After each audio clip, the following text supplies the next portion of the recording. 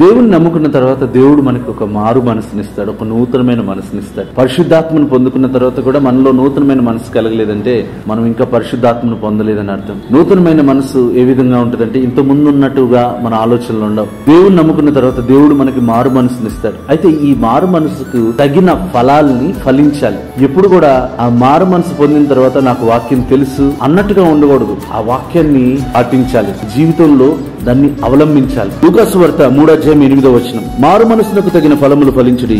అబ్రహాము మాకు తండ్రి అని మీలో మీరు అనుకున్న మొదలు పెట్టుకునవద్దు. దేవుడు ఈ రాళ్ల వలన అబ్రహామునకు పిల్లలను పుట్టింపగలడని మీతో చెప్పుచున్నాను. దేవుడు తలుచుకుంటే రాళ్ల వలన కూడా పిల్లల్ని కనగలుగుతాడు. దేవుడు తలుచుకుంటే హిందూ, ముస్లిం, క్రిస్టియన్ అన్న భేదం లేకుండా ఎవరినైనా రక్షించగలుగుతాడు. ఆయనకు అసాధ్యమైనది ఏది లేదు. నేను క్రిస్టియన్ అని చెప్పి ఎప్పుడు కూడా గర్వించకూడదు. క్రిస్టియన్ అని చెప్పి మనస్సాక్షిలో ఎప్పుడు కూడా దేవునికి వ్యతిరేకంగా క్రిస్టియన్స్ అయినంత మాత్రాన మనము దేవుని చేత అంగీకరించబడతామన్న గ్యారంటీ లేదు. క్రిస్టియన్స్ అని ఎప్పుడు కూడా గర్వించకూడదు. మారు మనసు దేవుడు ఎందుకు ఇచ్చాడంటే ఫలించడానికి. ఫలించకుండా మనము దేవుని నామాన్ని మహిమపరచలేదు. ఫలింపు దేవుని నామానికి మహిమను తీసుకొస్తుంది. ఇక్కడ యోహాను గారు బాప్తిసం పొందిన కొంతమంది అడుగుతారు, మేమేం చేయాలయ్యా అన్నప్పుడు ఆయన ఏమంటాడంటే మారు మనసుకు తగిన ఫలితాలు ఫలించండి అన్నప్పుడు సుంకర్లు అడుగుతారు యోహాన్ని, మరి మేమేం చేయాలి? మీరు మీకెంత అయితే నియమించబడిందో అంతే కలెక్ట్ చేసుకోండి, ఎక్కువ కలెక్ట్ చేసుకోకండి. అలాగే సైనికులు అడుగుతారు, మరి మేమేం చేయాలయ్యా? ఎవరిని బాధ పెట్టద్దు, ఎవరిని అన్యాయంగా న్యాయం తీర్చొద్దు అని వారు చెప్తారు. అలాగే నువ్వున్న ప్రొఫెషన్ లో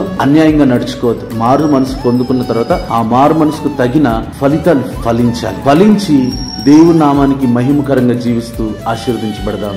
God bless you.